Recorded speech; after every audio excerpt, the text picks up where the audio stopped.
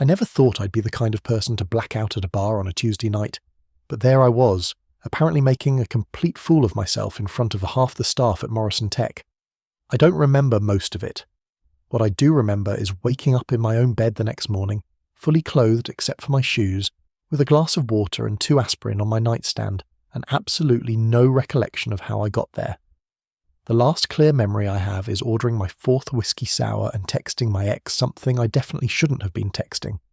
Everything after that is just fragments and blurry images that might be memories or might be dreams. The panic hit me before I even opened my eyes fully. That sick feeling in your stomach when you know you did something stupid but you can't remember what. I grabbed my phone and scrolled through my messages, my heart pounding. There were the texts to my ex, each one more pathetic than the last. Then nothing. No drunk dials, no embarrassing social media posts. That was something at least. But how did I get home? I lived on the 4th floor of a building with no elevator, and I definitely didn't drive. My car was still at the office. I dragged myself out of bed and stumbled to the kitchen, where I found a note on the counter. The handwriting was neat, precise. It said, "Drink the water, take the aspirin. Your keys are on the hook. We'll talk at work. Don't worry about it. Caspian." Caspian. Of course it was Caspian. My stomach did this weird flip that had nothing to do with the hangover. Caspian Reeves worked in the design department, 2 floors above me. We'd been in meetings together maybe a dozen times over the past 6 months. He was the kind of guy who made everyone in the room sit up a little straighter when he walked in. Tall, with this dark hair that was always slightly messy in a way that looked intentional, and these sharp green eyes that seemed to notice everything. He was quiet most of the time, but when he spoke, people listened. I'd noticed him, obviously. You'd have to be blind not to notice Caspian. But I'd been with Derek for 3 years, and I didn't let myself think about other guys like that. Except Derek and I had broken up 5 weeks ago, and apparently I was handling it really well, as evidenced by the pounding in my head and the shame crawling up my throat. The walk to the office that morning felt like a death march. I kept running through scenarios in my head. What had I said to Caspian? What had I done? Had I thrown up on him? The note said not to worry about it, but that's exactly what people say when there's definitely something to worry about. I stopped at a coffee shop and got the largest cold brew they had, then stood outside the building for 5 full minutes trying to gather the courage to go inside. My co-worker Jenny cornered me the second I stepped off the elevator. She had that look on her face, the one that meant she had gossip and she was dying to share it. "Oh my God, Michael, are you okay? I heard about last night." My blood ran cold. "What did you hear?" I tried to keep my voice casual, but it came out strangled. She leaned in conspiratorially. "Just that Caspian from design had to carry you out of Murphy's because you could barely stand. Girl, I didn't even know you two knew each other. Carry me out." He carried me out of the bar. I wanted to die. I wanted to sink through the floor and disappear forever. "Yeah, it was food poisoning," I lied. "Bad sushi." Jenny looked skeptical but nodded. "Well, Caspian's a good guy for helping you out. Most people would have just left you there." I couldn't focus on anything all morning. Every time someone walked past my desk, I looked up, terrified it would be Caspian. I needed to thank him, obviously, but I also needed to never see him again for the rest of my life. Around 11, my phone buzzed with a message from an unknown number. "It's Caspian. Got your number from the company directory. Hope you're feeling better. Want to grab lunch? I promise it's not weird." My hands were actually shaking as I typed back. "I'm so sorry about last night. Yes to lunch. And thank you. I owe you big time." He responded immediately. "Cafeteria at noon, and you don't owe me anything." I showed up 10 minutes early and sat at a corner table, running through my apology speech in my head. When Caspian walked in, I was struck again by how he moved through space. He had this quiet confidence that I'd always envied. He spotted me and smiled, and something in my chest loosened a little. He sat down across from me with his tray, and before I could launch into my prepared speech, he held up a hand. "Before you start apologizing profusely, let me just say that everyone's been there. Well, maybe not everyone, but a lot of people. It's really not a big deal." "I don't even remember most of it," I admitted, staring down at my sandwich. "That's the worst part. I have no idea what I said or did." Caspian took a sip of his water, considering. "You want the truth or you want me to spare your feelings?" I groaned. "Oh God, the truth. I need to know how bad it was." He smiled, and I noticed for the first time that he had a small scar through his left eyebrow. Okay, so I was at Murphy's with some friends from college. You were at the bar, pretty far gone, and you were telling the bartender a very long, very detailed story about your breakup. You weren't being loud or obnoxious or anything, just sad. Really, really sad. Then you tried to leave, and you nearly fell off the bar stool. The bartender asked if anyone knew you, and I recognized you from work, so I said I'd make sure you got home safe. I covered my face with my hands. Oh my God. What else? Caspian hesitated. You cried a little in the Uber. You told me your ex didn't understand you. You said you felt like you'd wasted 3 years of your life trying to be someone you weren't. Then you fell asleep on my shoulder. I wanted to crawl under the table. I'm so sorry. You didn't have to do all that, he shrugged. You gave me your address, but when we got to your building, you couldn't walk. Like at all. So I carried you up. 4 flights of stairs. You're heavier than you look, by the way, he said it with a grin, teasing, and I felt my face get hot. You carried me up 4 flights of stairs? On my back, yeah. You kept apologizing and telling me I smelled nice, which was weird, but also kind of sweet. Then I got you into your apartment, put you in bed, left you some water and aspirin, and locked the door on my way out. I didn't know what to say. This person, this near stranger, had taken care of me at my absolute worst. Why? I asked quietly. Why would you do all that for someone you barely know? Caspian looked at me for a long moment, and there was something in his expression I couldn't quite read. Because I know what it's like to be that sad, and I know what it's like to need someone to give a damn, even when you're a mess. Especially when you're a mess. Something passed between us in that moment. Some kind of understanding or recognition. I felt seen in a way I hadn't felt in a long time. We started having lunch together after that. Not every day, but a few times a week. Caspian was easy to talk to once you got past his quiet exterior. He listened more than he spoke, but when he did share something, it mattered. I learned that he'd moved to the city 3 years ago from Portland, that he had a younger sister he was crazy about, that he played guitar but never performed because he got too nervous. He told me about his last relationship, which had ended badly about a year ago. He wanted me to be more social, more outgoing, Caspian said one day over coffee. He'd get frustrated that I didn't want to go to parties every weekend or that I needed time alone to recharge. He said I was boring. I felt a flash of anger on his behalf. That's bullshit. You're not boring, he smiled. You don't think so? Not even a little bit. You're just selective about where you put your energy. That's different. I found myself looking forward to our lunches more than anything else in my week. Caspian made me laugh in this quiet, unexpected way. He'd make these dry observations about office politics or pop culture that caught me off guard, and he asked questions about me that no one else ever asked. Not the surface stuff, but the real things. What I wanted out of life, what scared me, what made me feel alive. With Derek, I'd always felt like I was performing some version of myself, the fun boyfriend, the agreeable partner.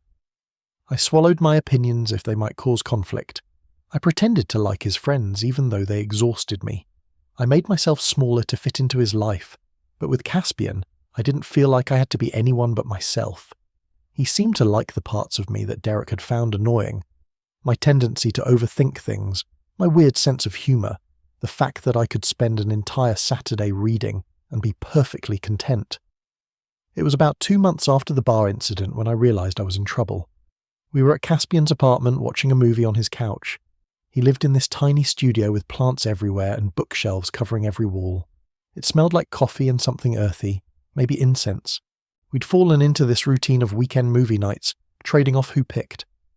That night was his turn, and he'd chosen some indie film about 2 people who meet on a train. The movie was fine, but I couldn't focus on it. I was too aware of Caspian next to me. The way his arm was stretched along the back of the couch, not quite touching me, but close enough that I could feel the warmth of him. The way he laughed at certain lines, soft and genuine. The way he looked in his worn t-shirt and sweatpants, completely relaxed and unself-conscious. And then there was this scene in the movie where the 2 characters almost kiss.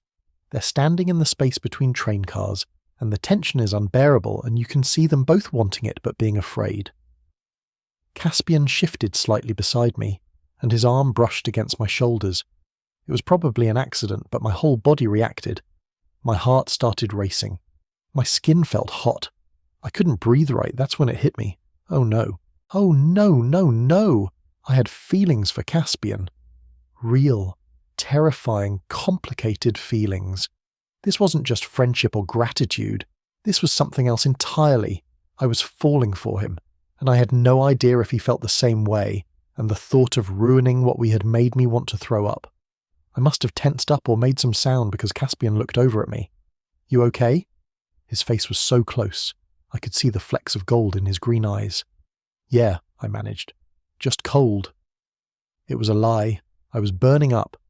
But Caspian grabbed the blanket from the other end of the couch and draped it over both of us, and suddenly we were sharing this small space under the blanket, our legs almost touching, and I thought I might actually die.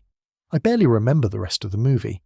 All I could think about was Caspian, the way he smelled, clean and slightly woodsy, the way his hand rested on his thigh, fingers long and elegant, the way I wanted to close the distance between us and see what would happen.